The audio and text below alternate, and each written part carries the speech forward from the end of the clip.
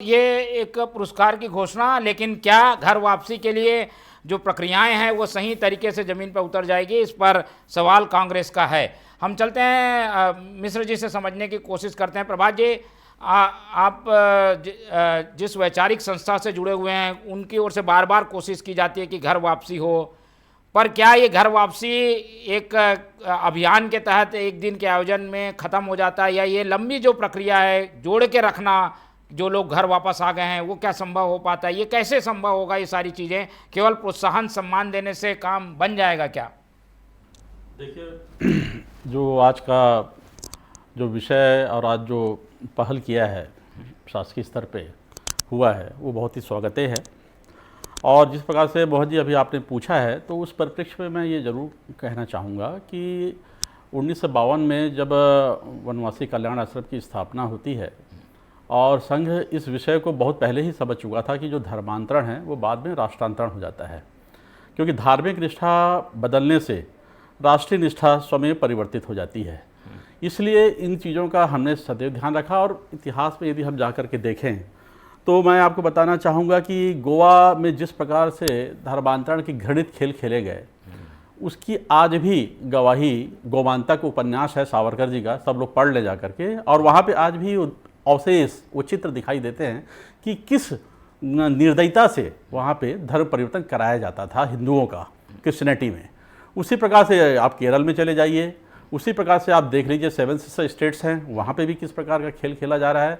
और केवल इसे इस ढंग से ना सोचते हुए मैं ये समझूंगा कि शासकीय स्तर पे जो रोकने के जो प्रयास हो रहे हैं पुरस्कार के माध्यम वो तो होने ही चाहिए।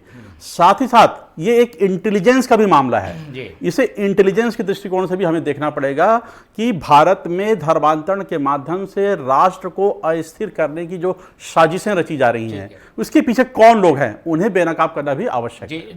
जो लोग ऐसा कर रहे हैं वो तो गलत कर रहे हैं, वो अपने काम में लगे हैं, लेकिन हम उसका जवाब क्या दे रहे हैं? कैसे लोगों को रोका भी जाए और जो लोग वापस आना चाहते हैं उनको वापस भी लाया जाए? क्या ये केवल सम्मान देने से हो पाएगा क्या, ये हम जानना चाह रहे हैं। बिल्कुल, सम्मान देने से ही नहीं हो पाएगा। सम्मान तो अपनी जगह एक अच्छा सराहनीय प्रयास है।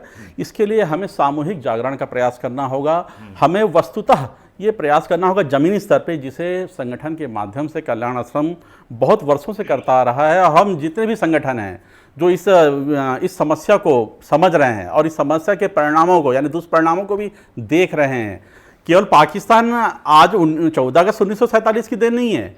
ये जब प्रथम इस्लामिक आक्रमण 712 में हुआ था मोहम्मद बिन कासिम के द्वारा, उसकी परिणति है कि 14 अगस्त 1947 को पाकिस्तान एक देश बना, एक इस्लामिक देश बना धर्म के आधार पे। तो ये उसी का परिणाम है, धर्मांतरण का ही परिणाम है।